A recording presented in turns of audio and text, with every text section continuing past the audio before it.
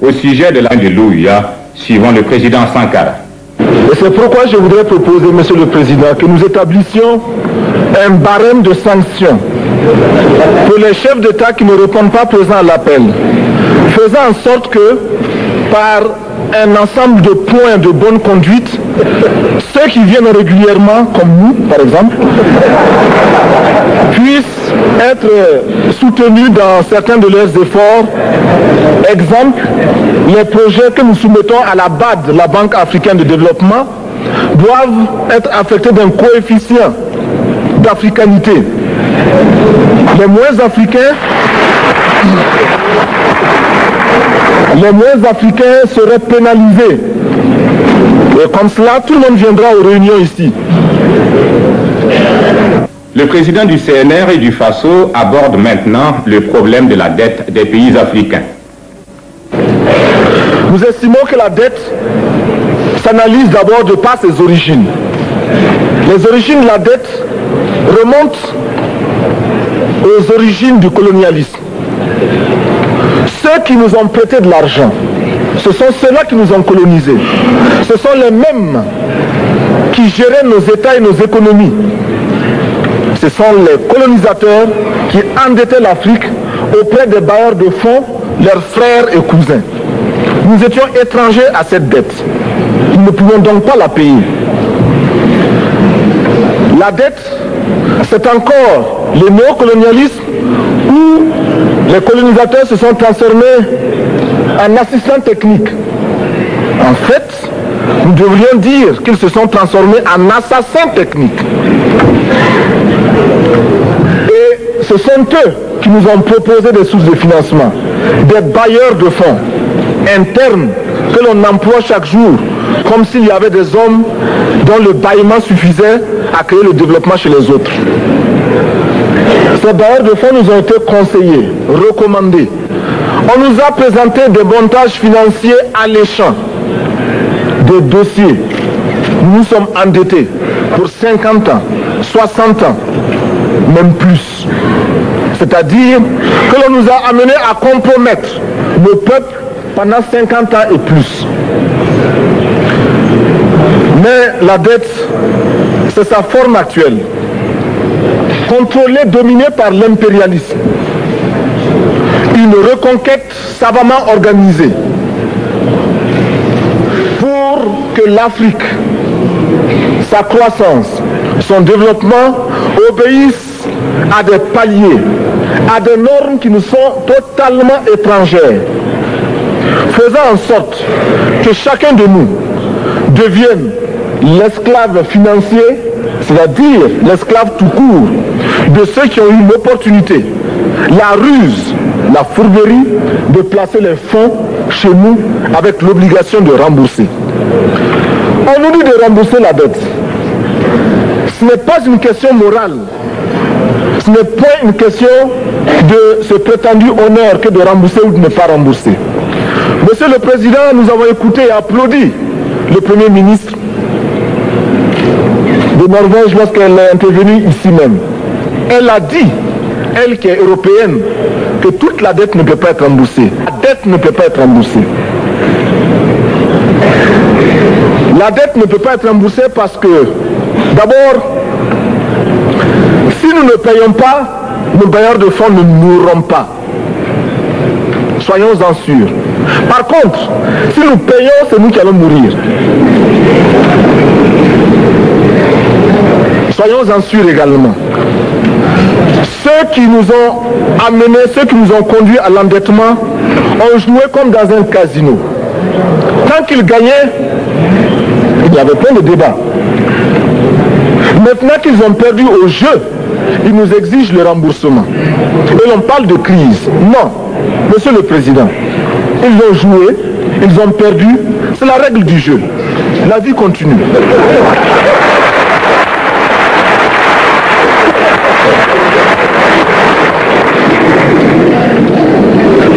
Nous ne pouvons pas rembourser la dette parce que nous n'avons pas de quoi payer. Nous ne pouvons pas rembourser la dette Parce que nous ne sommes pas responsables de la dette. Nous ne pouvons pas payer la dette parce qu'au contraire, les autres nous doivent ce que les plus grandes richesses ne pourront jamais payer, c'est-à-dire la dette de sang. C'est notre sang qui a été versé. On parle du plan Marshall qui a refait l'Europe économique, mais on ne parle jamais du plan africain qui a permis à l'Europe de faire face aux hordes hitlériennes lorsque leur économie était menacée, leur stabilité était menacée. Qui a sauvé l'Europe? C'est l'Afrique. On en parle très peu. On en parle si peu que nous ne pouvons pas, nous, être complices de ce silence ingrat. Si les autres ne peuvent pas chanter nos louanges, nous avons au moins le devoir de dire que nos pères furent courageux et que nos anciens combattants ont sauvé l'Europe et finalement ont permis au monde de se débarrasser du nazisme. La dette, c'est aussi la conséquence des affrontements. Et lorsque l'on nous parle aujourd'hui de crise économique, on oublie de nous dire que la crise n'est pas venue de façon subite. La crise existe du tout temps. Et elle ira en s'aggravant chaque fois que les masses populaires seront de plus en plus conscientes de leurs droits face aux exploiteurs. Il y a crise aujourd'hui parce que les masses refusent que les richesses soient concentrées entre les mains de quelques individus. Il y a crise parce que quelques individus déposent dans des banques à l'étranger des sommes colossales qui suffiraient à développer l'Afrique. Il y a crise parce que face à ces richesses individuelles que l'on peut nommer, les masses populaires refusent de vivre dans les ghettos, dans les bas quartiers. Il y a crise parce que les peuples partout refusent d'être dans Soweto face à Johannesburg. Il y a donc lutte et l'exacerbation de cette lutte amène les tenants du pouvoir financier à s'inquiéter. On nous demande aujourd'hui d'être complices de la recherche d'un équilibre. Équilibre en faveur des tenants du pouvoir financier, équilibre au détriment de nos masses populaires. Non, nous ne pouvons pas être complices. Non, nous ne pouvons pas accompagner ceux qui sucent le sang de nos peuples et qui vivent la sueur de nos peuples. Nous ne pouvons pas les accompagner dans leur démarche assassine. Monsieur le Président, nous entendons parler de clubs. Club de Rome, club de Paris, club de partout. Nous entendons parler du groupe des 5, du groupe des 7, du groupe des 10, peut-être du groupe des 100, et que sais-je encore. Il est normal que nous créions notre club et notre groupe. Faisons en sorte que dès aujourd'hui, Addis Abeba devienne également le siège, le centre d'où partira le souffle nouveau, le club d'Addis Abeba. Nous avons le devoir aujourd'hui de créer le front uni d'Addis Abeba contre la dette. Ce n'est que de cette façon que nous pourrons dire aux autres, en refusant de payer la dette, nous ne venons pas dans une démarche belliqueuse. Au contraire, c'est dans une démarche fraternelle pour dire ce qui est. Du reste, les masses populaires en Europe ne sont pas opposées aux masses populaires en Afrique. Mais ceux qui veulent exploiter l'Afrique, ce sont les mêmes qui exploitent l'Europe. Nous avons un ennemi commun. Donc, notre club, parti d'Addis Abeba, devra également dire aux uns et aux autres que la dette ne saurait être payée. Et quand nous disons que la dette ne saurait être payée, ce n'est point que nous sommes contre la morale, la dignité, le respect de la parole. Parce que nous estimons que nous n'avons pas la même morale que les autres. Entre le riche et le pauvre, il n'y a pas la même morale. La Bible, le Coran, ne peut pas servir de la même manière celui qui exploite le peuple et celui qui est exploité. Il faudrait alors qu'il y ait 2 éditions de la Bible et 2 éditions du Coran.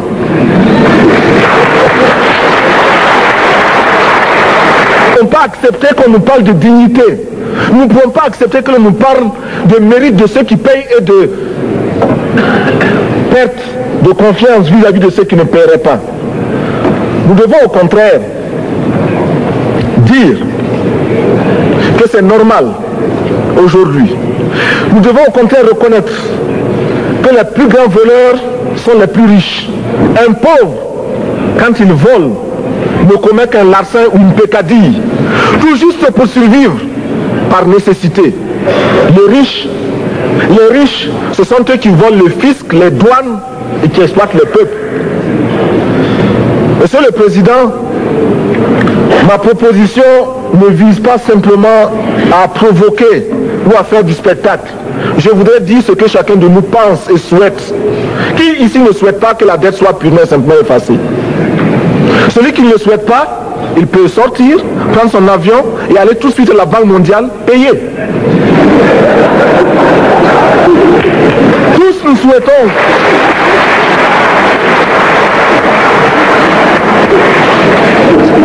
ma proposition n'est pas non plus, je ne voudrais pas que l'on prenne la proposition du Burkina Faso comme celle qui viendrait de la part de jeunes sans maturité, sans expérience. Je ne voudrais pas non plus que l'on pense qu'il n'y a que les révolutionnaires à parler de cette façon. Je voudrais que l'on admette que c'est simplement l'objectivité et l'obligation. Et je peux citer, dans les exemples de ceux qui ont dit de ne pas payer la dette, des révolutionnaires comme des non-révolutionnaires, des jeunes comme des vieux. Je citerai par exemple, Fidel Castro a déjà dit de ne pas payer. Il n'a pas mon âge, même s'il est révolutionnaire. Mais je pourrais citer également François Mitterrand, qui a dit que les pays africains ne peuvent pas payer, les pays pauvres ne peuvent pas. Je pourrais citer Madame le Premier ministre. Je ne connais pas son âge et je m'en voudrais de le lui demander. Mais c'est un exemple. Je voudrais citer également le président Félix Houphouët-Boigny. Il n'a pas mon âge. Cependant, il a déclaré officiellement, publiquement, qu'au moins pour ce qui concerne son pays, la Côte d'Ivoire ne peut pas payer. Or, la Côte d'Ivoire est classée parmi les pays les plus aisés d'Afrique, au moins d'Afrique francophone. C'est pourquoi d'ailleurs il est normal qu'elle paye plus en contribution ici. Mais, Monsieur le Président, ce n'est donc pas de la provocation. Je voudrais que très sagement, vous nous offriez des solutions. Je voudrais que notre conférence adopte la nécessité de dire clairement que nous ne pouvons pas payer la dette. Non pas dans un esprit belliqueux, belliciste. Ceci pour éviter que nous n'allions individuellement nous faire assassiner. Si le Burkina Faso tout seul refuse de payer la dette, je ne serai pas là à la prochaine conférence. Par contre, avec le soutien de tous, dont j'ai besoin,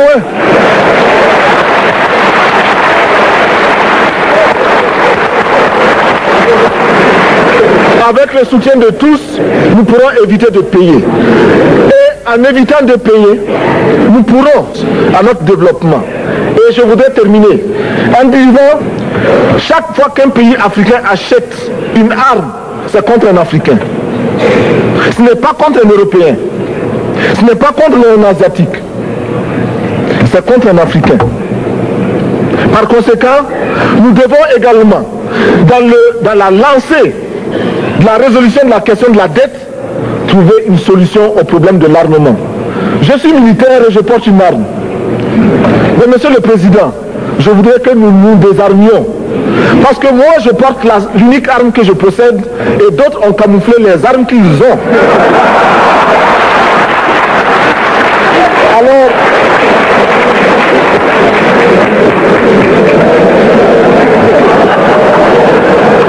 Alors, chers frères, avec le soutien de tous, nous pourrons faire la paix chez nous. Nous pourrons également utiliser ces immenses potentialités pour développer l'Afrique, parce que notre sol, notre sous-sol sont riches. Nous avons suffisamment de bras et nous avons un marché immense, très vaste, du nord au sud, de l'est à l'ouest. Nous avons suffisamment de capacités intellectuelles pour créer, ou tout au moins prendre la technologie et la science partout où nous pourrons les trouver. Monsieur le Président, faisons en sorte que nous mettions au point ce front uni d'Addis Abeba contre la dette. Faisons en sorte que ce soit à partir d'Addis Abeba que nous décidions de limiter la course aux armements entre pays faibles et pauvres. Les gourdins et les coutelas que nous achetons sont inutiles. Faisons en sorte également que le marché africain soit le marché des Africains. Produire en Afrique, transformer en Afrique et consommer en Afrique. Produisons ce dont nous avons besoin et consommons ce que nous produisons au lieu d'importer. Le Burkina Faso est venu vous exposer ici la cotonnade produite au Burkina Faso, tissée au Burkina Faso, cousue au Burkina Faso pour habiller les Burkinabés. Ma délégation et moi-même, nous sommes habillés par nos tisserands, nos paysans. Il n'y a pas un seul fil qui vienne de l'Europe ou de l'Amérique. Je ne fais pas un défilé de mode, mais je voudrais simplement dire que nous devons accepter de vivre africain. C'est la seule façon de vivre libre et de vivre digne. Je vous remercie, Monsieur le Président. La patrie ou la mort, nous vaincrons.